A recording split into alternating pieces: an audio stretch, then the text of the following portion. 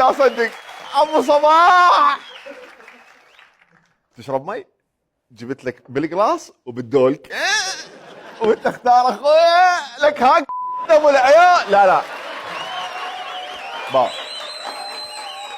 انا ما دافع اشر عليه، هو حرفيا طلع بالتلفزيون وقاله، فتقنيا هو تبناه، اذا هو ابو الصباحات.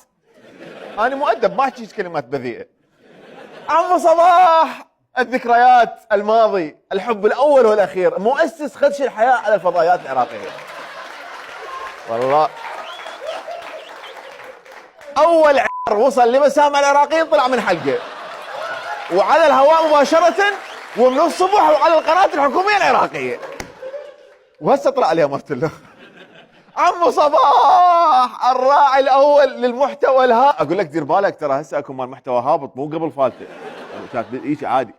هاي لو حكيك مال قبل موجود هذا القانون، تدري هسه كان ايش صار؟